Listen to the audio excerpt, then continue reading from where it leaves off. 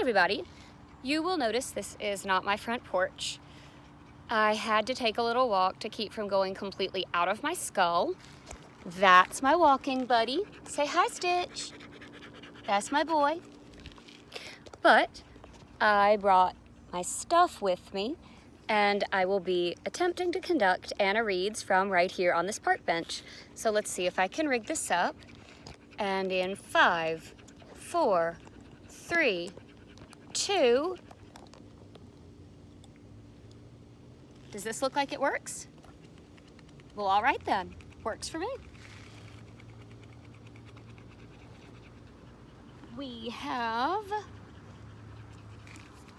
one book, and we have one tiny Coca-Cola.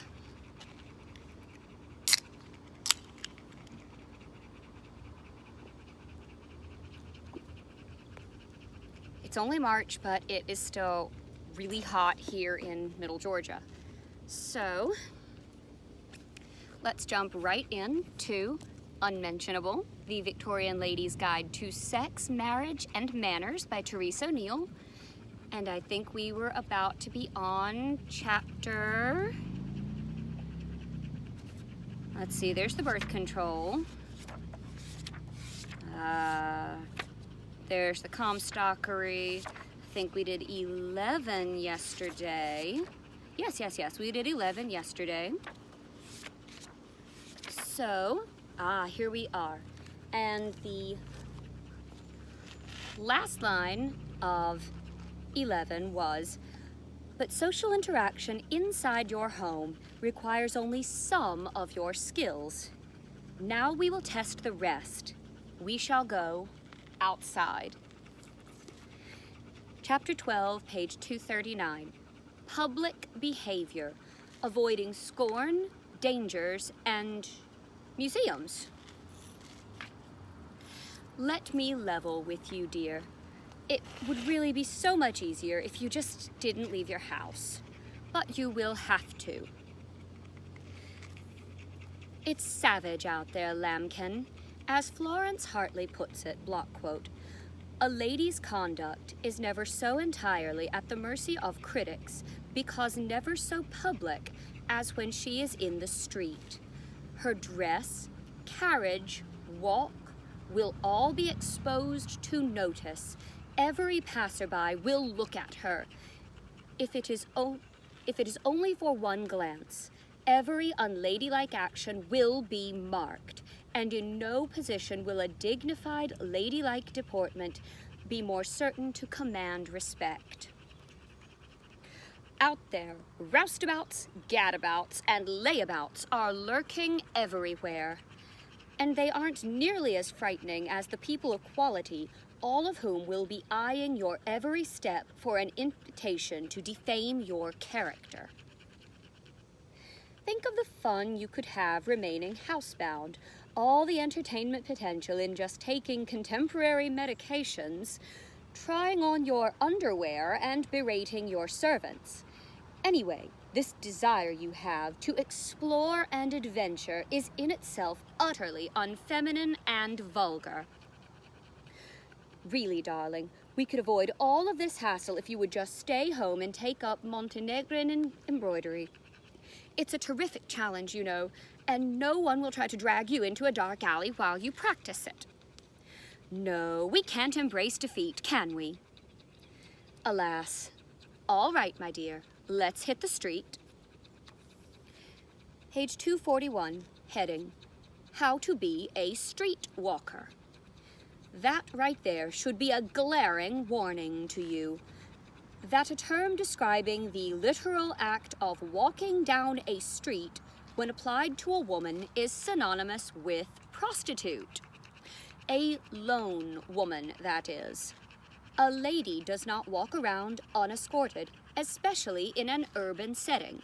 And the thing you can hear panting down there, that's definitely my escort. He's such a gentleman. And he's drooling. The most desirable companion is one's own dashing husband. If he is unavailable or non-existent, There are other ways to maintain thin veneer of propriety on your ramble. This advice comes to us from the unnamed author of Etiquette for Ladies, with hints on the preservation, improvement, and display of female beauty. Block quote, young married ladies, ... cannot present themselves in public without their husband or an aged lady. They are at liberty, however, to walk with young married ladies or unmarried ones, while the latter should never walk alone with their companions. Neither should they show themselves except with a gentleman of their family, and then he should be a near relation of respectable age. Right then, if you are married, you cannot attend any social function without a husband or a crone. If you do not possess a crone, you may ask the hosts of the social function if they might lend you one. If they do not have a crone and you are married, you may disregard all of the above and just walk by yourself, though to do so is still risky. If you are unmarried, you may not walk unescorted with other unmarried girls, as you will be perceived as a sort of roaming brothel gang. Amy, I think that's us. The presence of a single married lady who may or may not be a crone will mitigate this, and then you may walk as a group. Although you really ought not, unless you can get your brother or father to come too. It can't be your cousin because although eugenics is a booming area of study, intermarriage of first cousins is considered acceptable and cannot be considered otherwise as long as Victoria, who bore her first cousin husband Albert 9 inbred children, still reigns over the greatest empire on earth. And between you and me, I don't exactly see anyone considering my brother proper company. I love you, Jareth, but you're an absolute nutter.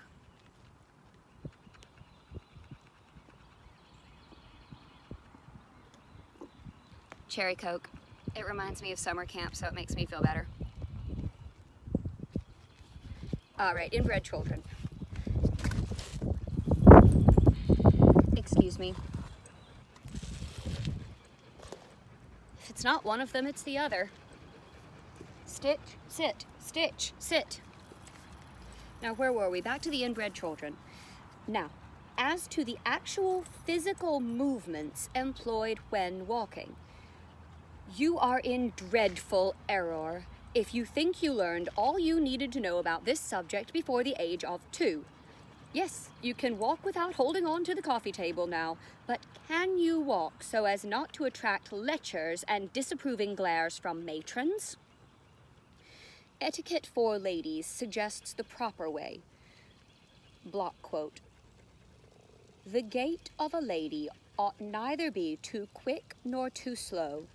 The body and the head should be erect without affectation and without haughtiness. The movements, especially of the arms, easy and natural. The countenance should be pleasant and modest. No, that's not right. You must try harder to appear effortlessly unaffected. Heed these instructions from Florence Hartley. Do not walk so fast. You are not chasing anybody. Walk slowly, gracefully. Oh, do not drag one foot after the other as if you were fast asleep. Set down the foot lightly, but at the same time firmly. Now, carry your head up. Not so. You hang it down as if you feared to look anyone in the face. Nay, that is the other extreme. Now you look like a drill major on parade. So, that is the medium. Erect, yet at the same time easy and elegant. Avoid any gesture or word that will attract attention. I don't think all of that is physically possible at the same time. I wanted to offer you an animal as an analogy, such as a gazelle or a cat, to help you capture this feat of unconscious grace, but no such animal exists, including the human animal. We would have to use computer imaging and a green screen to portray this creature, which is beyond us at this time. Do your best, though. Walk fast, slow, firmly, skittishly, with a straight spine, a relaxed spine, a proud face, or a shy face. Oh my. We can still go home and do macrame. Right now. You say the word, and we'll be wearing our leisure corsets and lounging petticoats in front of the fire within the hour. Heavens. All right. You are an impudent one, aren't you? Why, yes. Yes, I am. Please avoid the following physical movements during your walk. Do not turn your head side to side. A loose neck indicates loose morals. Head movement is considered an invitation for men to seduce you. But then again, most everything a woman does risks being read as such an invitation, especially if she forgot her crone. Does this sound familiar? Oh, you brought it on yourself? Oh, you were just womaning in a public place? That's why he was messing with you? That hasn't gone away. Do not stop to look in shop windows. Staring slack-jawed at feathered hats and pump organs is what a country girl does just before stepping into the wrong hansom cab and being sold into white slavery. Do not swing your arms. Bring a parasol to keep yourself occupied. Purchase one if you need to. This might be difficult as you are not to look into shop windows to see where parasols are sold. Do not, oh my lands, do not dress yourself in public. You are an absolute spectacle putting gloves on like that, tying your bonnet string right there on the street. Perhaps you'd like to reach up and give the old pantalettes a tug to free them from whatever crevice they've wedged in. Self-respect, darling. Do not show recognition of a friend or acquaintance on the other side of the street. There would be no way to greet them without violating a dozen other rules of decorum, shouting and hopping about like an orangutan who sees a bag of peanuts. Pretend you don't see them. They will be pretending the same. Do not cross the street unless the street is completely clear of traffic, allowing you enough time to cross without having to increase your speed. A lady does not hustle, treating all to a free show of bounce and wobble. You must demonstrate the feminine art of patience until the road empties. If you happen to reside in a large city with constantly busy streets, well, that is unfortunate for you. If you have ever been at a crosswalk, even close to Dragon Con, you know what I mean. Do not look at what is behind you. This is not a metaphor. Do not raise your petticoats under any circumstances, no matter how practical. If confronted with a mud puddle, a large deposit of animal feces, or a nest of dirty street urchins, it is better to soil your dress than to gratify the perverts lurking in doorways, waiting to get an illicit thrill from the wanton display of your boot tops. Do not talk loudly or quickly while walking. Do not laugh while walking. These sounds are like nails on a chalkboard to well-bred men and translate directly to kiss me and touch my shins to lesser men. Do not suck your umbrella. I know I've already told you this, but it seems important enough to warrant repeating. I really, really want to know how common that actually was. But I also don't.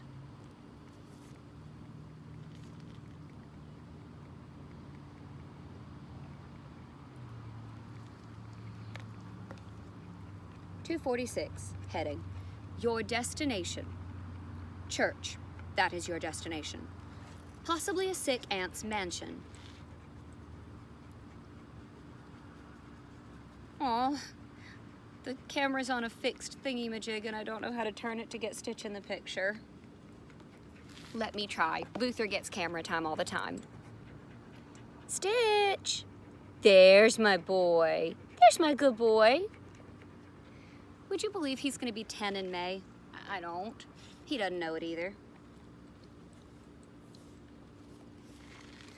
Etiquette for ladies reminds us that no woman any business being alone in a museum, a library, or any other such den of unwholesomeness.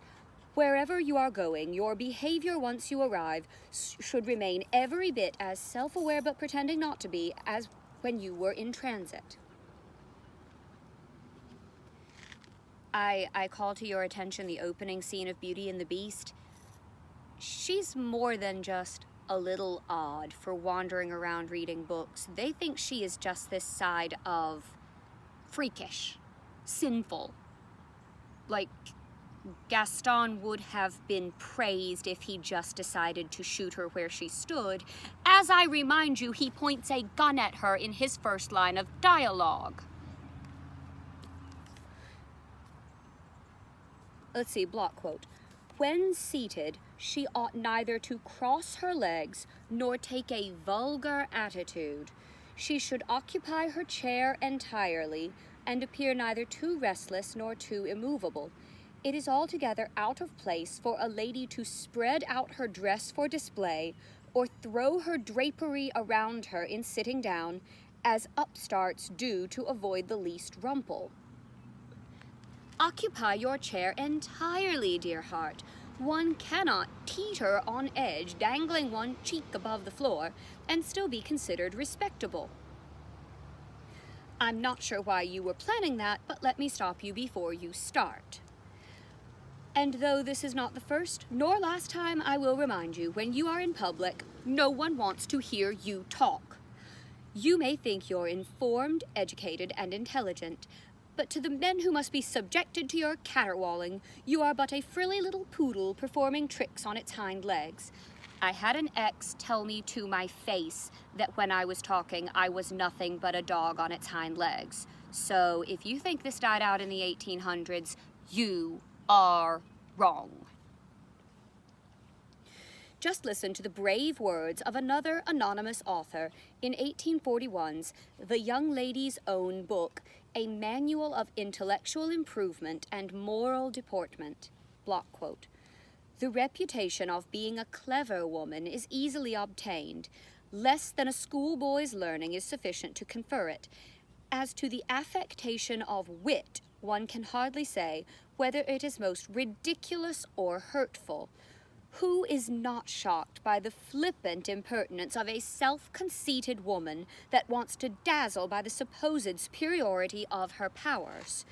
If you, my fair ones, have knowledge and capacity, let it be seen by your not affecting to show them that you have something much more valuable, humanity and wisdom. If only someone had been bold enough to tell this to Harriet Beecher Stowe before she wrote a book that helped tip our nation into civil war, or to Ada Lovelace before she wrote that mechanical algorithm, technically making her the first computer programmer.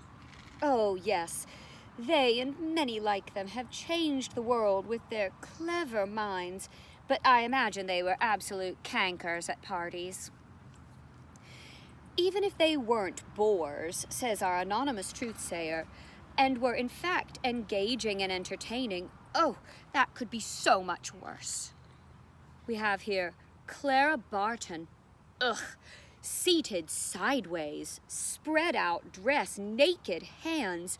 Just because one founds the Red Cross, revolutionizes the profession of nursing, and saves countless American lives, doesn't give one liberty to sit like a drunk midshipman.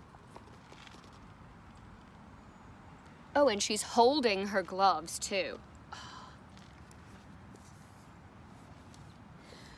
After all, too much fluency and animation in discourse are incompatible with true feminine modesty. I just can't stress this enough, pet. Men don't want you to bring up an interesting point. They don't want you to connect with them on a cerebral level. They most definitely don't want you to make them laugh, unless it's because you said something ridiculous in your precious innocence. They want you to smell nice and smile. The Young Lady's Own Book emphasizes, block quote, that men are frightened at female pedantry is very certain. A woman that affects to dispute, to decide, to dictate on every subject, that watches or makes opportunities of throwing out scraps of literature or shreds of philosophy in every company, that engrosses the conversation as if she alone was qualified to entertain, that betrays, in short, a boundless intemperance of tongue, together with an indistinguishable passion for shining by the splendor of her supposed talents. Such a woman is truly insufferable. They shot Malala in the head for that. This has not stopped. A little girl on her way to school was shot in the head because men fear female education. If you think I'm getting angrier and angrier as I read this book, you're right. If you are not getting angrier and angrier as I read this book, you are not paying attention. Frankly, if pontification is what a woman intends to use her mouth for as she traipses about town, it is preferable that she just go back to sucking on her umbrella handle. 249, heading, Avoiding Awkwardness and Kidnapping. As I have intimated, an unaccompanied lady on the street is all but indistinguishable from a drunken beggar whore, who, as in the case above, probably talks too much about philosophy and politics. So, since you had the audacity to leave your home unattended, you ought not to be surprised if men treat you as the kind of woman who has little regard for social mores. Your only weapons are those of decorum. Go look up hat pins, I dare you. Poltroons and scoundrels are one thing. We can recognize them and steer clear of their wretchedness. Much more complicated is the proper way to interact with apparently nice men, those who behave politely or even gallantly. There is a very thin line between returning his courteousness and suggesting to him that you desire to hop into his lap and nuzzle his mutton chops. Says Hartley, never stop to speak to a gentleman in the street. If you have anything important to say to him, allow him to join and walk with you, but do not stop. A moving target is the most difficult to penetrate. Now, regarding which men you may touch, it is highly dependent on weather and visibility. In the street, a lady takes the arm of a relative, her affianced lover or husband, but of no other gentleman unless the streets are slippery or in the evening. Exceptions might also be made for heavy fog, snow flurries, and if you're trying to cop a feel of those rock-hard, coal-shoveling, wood-splitting, horse-reining biceps you suspect lurk under that mackintosh. Block quote. If a gentleman gives you his seat, hands your fare, or offers you any such attention, thank him. It is not countrified, it is ladylike. If you do not speak, bow. You may accept his generosity, but only in such a way that tells him he's so very lucky you deign to accept it. Okay, I could actually get behind that one. In fact, says Mrs. Hartley, accepting generosity from men is quite ladylike, as long as that acceptance is accompanied by an air of utter disdain for him and all of his filthy gender. This is just getting better and better.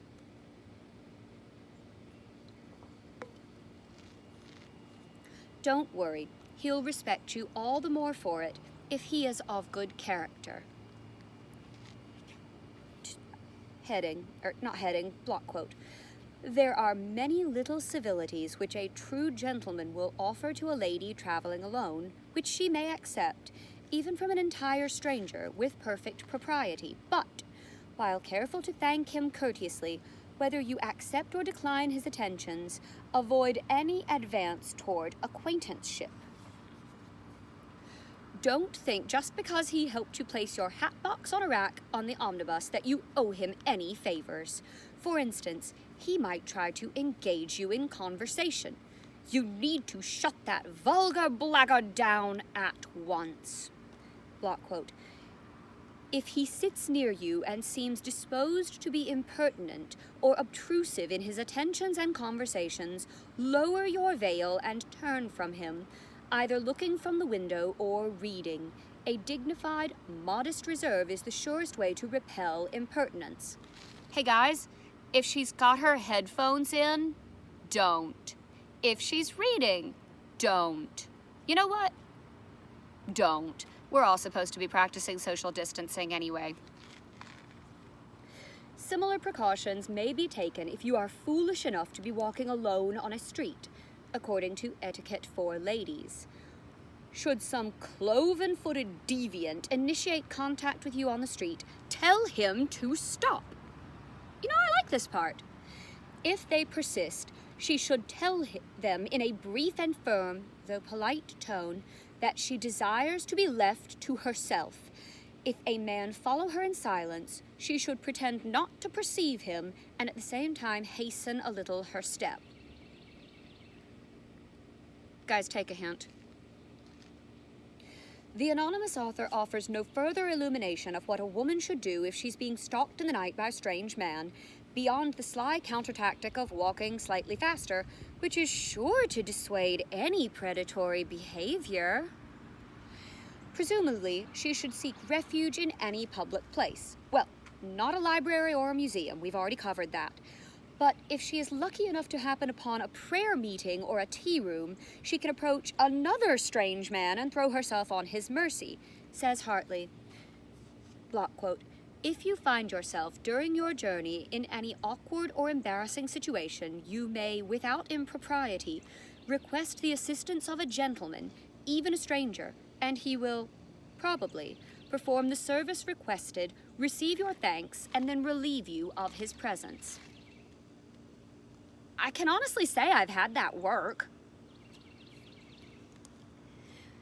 The necessity of marriage becomes more and more apparent the further we explore the Victorian woman's plight, as she walks away with slightly quickened pace and perfect poise from Jack the Ripper. She hopes only to find another man who, judging solely from his appearance and placement, will not defile her in any way. Trusting strange men was especially difficult at a time when there was a great fear of white slavery. This term referred to kidnapping innocent daughters and selling them into prostitution, either in the fabled harems of the Far East or the foul brothels of our own cities. A typical abduction would involve a nice-looking man, or often woman. Women who committed such vile betrayals against their own sex bore the villainous name of procuress. They would strike up a friendship with a restless or lost young girl and then invite her to stay at a friend's boarding house they knew of. That sounds so much like, my husband thinks you're cute. The boarding house was invariably a brothel.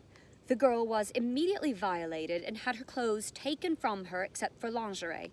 Shamed and ruined, she would be locked into her room and told that she now had to earn her room and board, as well as money to buy new clothes. Thus destroyed both body and soul, the girl could never return home, and in fact might never leave the brothel during a life that her broken heart and diseased clients would tragically cut short. 254 heading, Traveling Man to Man. For a woman to have to travel on her own in the 19th century is surely one of the most arduous challenges she shall face, next to living in a war zone and the terrible, terrible surprises waiting for her on her wedding night. Fortunately, Mrs. Hartley is here again, this time to guide her sisters through the treachery of traveling without a man.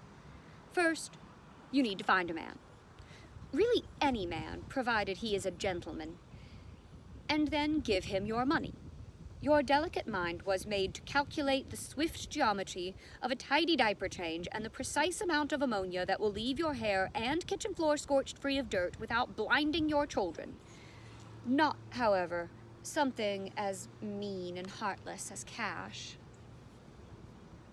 Oh, someone else is apparently walking a dog here, and Stitch just decided to let me know about it. Yes, buddy. Yep, that's definitely another dog. That's a dog. I have been sufficiently alerted, I promise. Block quote, if you travel under the escort of a gentleman, give him as little trouble as possible, At the same time, do not interfere with the arrangements he may make for your comfort. It is best when starting your journey to hand your escort a sufficient sum of money to cover all your expenses. You will be man-hopping throughout your journey. You will seek an elderly gentleman to sit next to on the train. You will speak with civility and dignity to the driver of the hack you hire, to the hotel proprietor, and to the bellhops. Hush. And you will enlist each and every one of them as a temporary husband to help you feel more secure. Even when entering a hotel's adjoining restaurant, it is required that you be escorted, even if only by the waitstaff. Block quote, request one of the waiters always to meet you as you enter and wait upon you to your seat. This saves the embarrassment of crossing the room entirely unattended, while it shows others that you are a resident at the house. Also remember that choice of dress is of utmost importance for a woman traveling alone. This here is the author's own great-grandmother and her sister.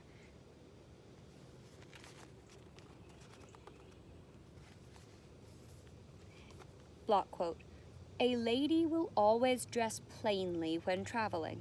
A gay dress or finery of any sort when in a boat, stage, or car lays a woman open to the most severe misconstruction.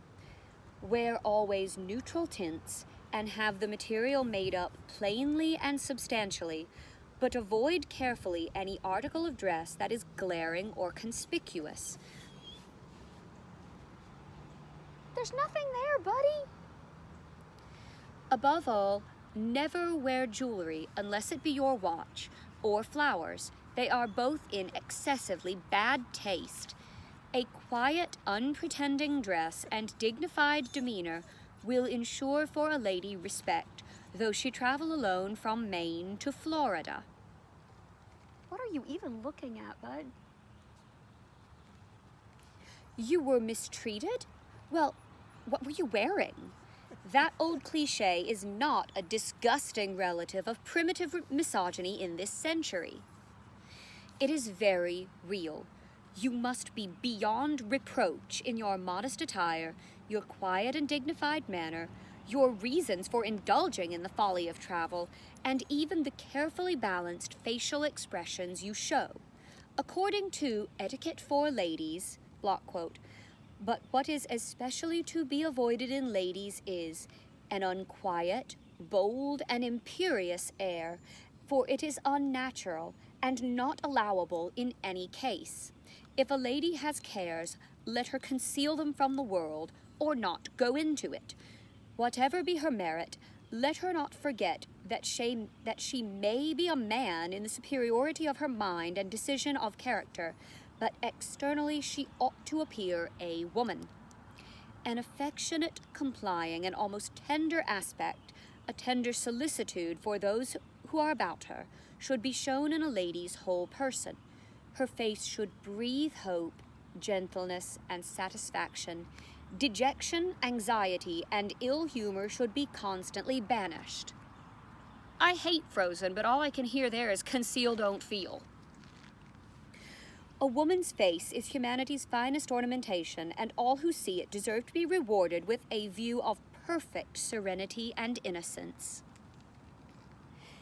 Now, we will look at what happens when that serenity is disturbed.